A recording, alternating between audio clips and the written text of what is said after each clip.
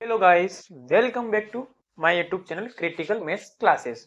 आज हम क्लास 10 अध्याय 10 व्रत यानी कि सर्कल की प्रमेय 10.1 को पढ़ेंगे। कल हमने इसकी बेसिक जानकारी पूरी पढ़ ली थी, तो आज हम इसकी प्रमेय 10.1 पढ़ेंगे क्योंकि बहुत महत्वपूर्ण है परीक्षा की दृष्टि से। एमपी बोर्ड में यह क्वेश्चन 3 या 4 बार आ चुका है। करंट में 2022 में आया हुआ था। तो प्रमेय है कि सिद्ध कीजिए कि वृत्त के किसी बिंदु पर, तो देखो सिद्ध मतलब उसको दर्शाना है कि वो कैसे आया। सिद्ध की जगह परीक्षा में दर्शाइए भी आ सकता है। तो सिद्ध कीजिए कि वृत्त के किसी बिंदु पर स्पर्श रेखा स्पर्श बिंदु से जाने वाली त्रिज्या पर लंब होती है। ठीक है, तो सबसे पहले क्या बनाया हमने? एक सर्कल बनाया। क्या बनाया? एक सर्कल। और सर्कल का क्या माना? केंद्र ओ। तो क्या माना हमने? ओ केंद्र वाला एक वृत्त है, तो बना दिया। ठीक है, उसके बाद एक स्पर्श रेखा बनाई हमने। क्यों बनाई? उसने स्पर्श रेखा की बात करी, तो एक स्पर्श रेखा खींची हमने जो वृत्त को कहां स्पर्श करती है? बिंदु पी पर स्पर्श करती है। ठीक है, तो मतलब बिंदु पी क्या हो गया हमारा? स्पर्श बिंदु। अब सिद्ध करना है। क्या सिद्ध करना है? कि वृत्त को किसी बिंदु पर स्पर्श रेखा वृत्त के किसी बिंदु पर स्पर्श रेखा स्पर्श बिंदु से जाने वाली त्रिज्या पर क्या होती है? लंब होती है। तो त्रिज्या कौन है इसमें? ओपी। ये अपने दर्शाना है, सिद्ध करना। ओपी लंब का चिन्ह क्या होता है? ये वाला। किस पे लंब है? स्पर्श रेखा क्या? एबी। एबी पर लंब है। तो हमें कुछ ना कुछ करके ये आंसर लाना है। ठीक है, तो हम क्या करते हैं? कुछ रचना करते हैं इसमें, क्योंकि हमें रचना की आवश्यकता पड़ेगी। तो रचना करते हैं अपन। रचना रचना हम करेंगे। वृत्त के बाहर पी के अतिरिक्त एक अन्य बिंदु क्यों लिया? मतलब पी के पास में हमने एक बिंदु ले लिया जो कि क्या? वृत्त के बाहर स्थित है।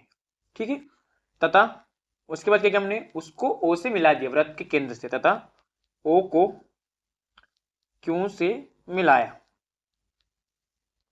तो मिलाते ना,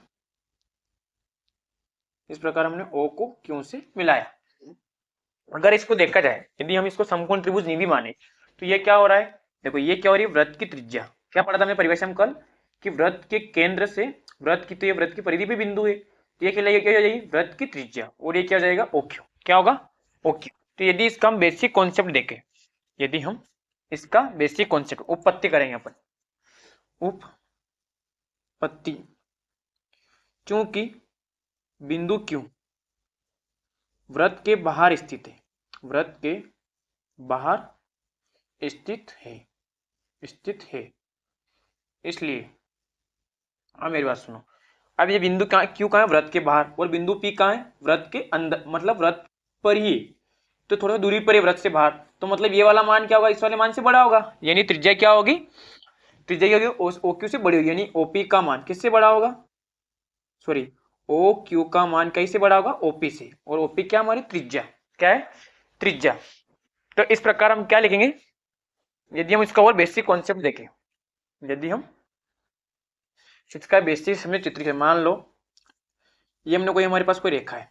ठीक है, ये यहाँ पर कोई बिंदु है, इसके बीच में रेखा मान ली हमने। अब यदि मैं एक लाइन यहाँ से खींच दूं, एक बिंदु यहाँ पर ले लूँ, एक रेखा यहाँ खींच दूं, यदि एक बिंदु हम यहाँ पर ले ले, यहाँ खींच दी, एक बिंदु यहाँ पर ले लिया, फिर एक यहाँ पर ले लिया, तो ये सब क्या है?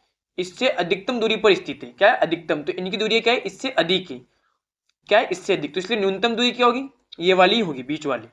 और एक कॉन्सेप्ट होता है कि किसी रेखा पर बाह्य बिंदु से न्यूनतम दूरी उस रेखा पर लंब होती है।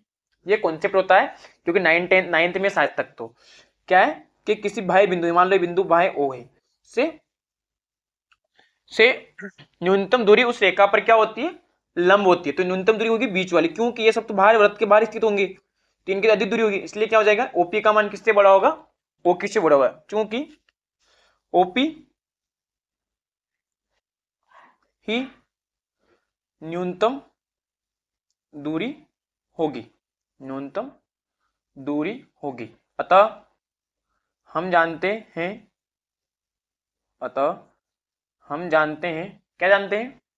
अतः हम जानते हैं कि किसी किसी रेखा पर बाह्य बिंदु से न्यूनतम दूरी y बिंदु से न्यूनतम दूरी रेखा पर लंब होती है। तो ये देखो, यदि हम व्रत नहीं माने, यदि हम इस व्रत को नहीं माने तो ये क्या एक बाह्य बिंदु है, और बाह्य बिंदु से न्यूनतम दूरी क्या पड़ी हमने, ओपी। तो ओपी लंब किस पे होती है, उस रेखा पर। तो रेखा पूरी है क्योंकि इस पे बहुत सारे बिंदु है, तो रेखा क्या हो जाएगी, एपी। तो इस प्रकार हमारा प्रूव हो गया। तो यदि देखा जाए तो ये कॉन्सेप्ट होता है कि किसी रेखा पर बाह्य बिंदु से न्यूनतम दूरी पर रेखा क्या होती है, लंब होती है। तो यहां से हमें कॉन्सेप्ट प्राप्त होता है कि जब भी स्पर्श रेखा होगी वो क्या होगी, वृत्त की त्रिज्या पर क्या होगी, लंब होगी। ये कॉन्सेप्ट हमें याद रखना है, इसका हम आगे इस्तेमाल करेंगे। और यदि आपको अच्छा समझ में आया हो तो वीडियो को लाइक, चैनल को सब्सक्राइब एंड वीडियो को शेयर करें एंड वीडियो को अंत तक देखें। नेक्स्ट वीडियो में हम प्रश्नावली 10.1 को सॉल्व करेंगे।